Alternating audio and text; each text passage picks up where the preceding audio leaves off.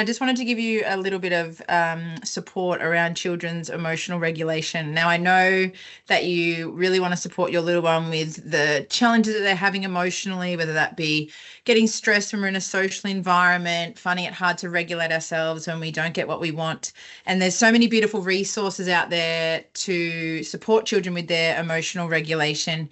My first piece of advice would be to ask your kinder team what current books or current strategies they're already working with so that we can have a beautiful link between kindergarten and home.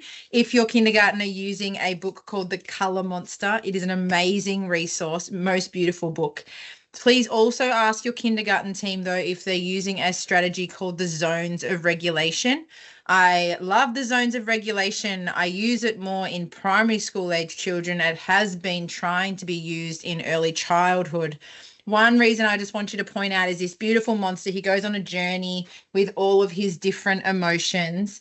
And yellow in the color monster means happiness, brightness, sunshine. In zones of regulation, if your kindergarten are using that, it means agitation, frustration on the border of being red, which for both of these books or resources, red means to be angry.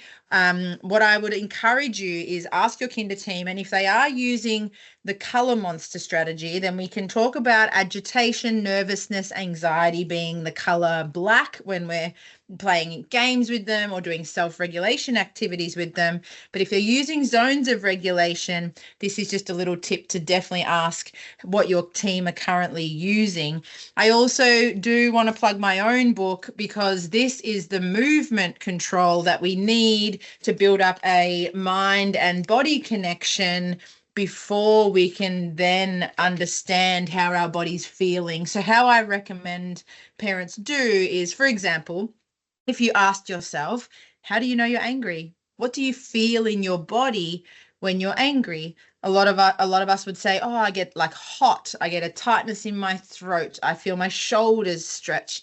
We know that because we know where our shoulders are. If I said I feel tightness in my throat, we know where our throat is. It's very important when we're working with emotional regulation resources. Do they know their body first? Can they feel their body? Do they know where their body parts are? Then we talk about the emotions in colors. We make it really playful with a beautiful resource like this. And then there's also the wonderful resource called Hey Warrior, which teaches children about the brain areas of where they feel these emotions and how our body works. But I really encourage you, firstly, ask your team, because there are wonderful resources that we all use and that we all have, but let's make it consistent with your team so that your child isn't getting confused in amongst all of these different options. And also know, I'd rather you connect and be playful with your child than stress about talking about emotions. Because while I do believe that it's important that we identify our emotions, currently at the moment, our children need you. They need your connection. They need you to play, be silly, dance with them, peekaboo with them, hide and seek with them, board games. We need your connection. If we talk about emotions, have we actually built up the connection with our mind, our body, and our emotions first? If you need any support, have any questions, be sure to reach out. I have a parent education course that you're also welcome to be a part of. Thank you so much for your time, and you've got this. Keep going.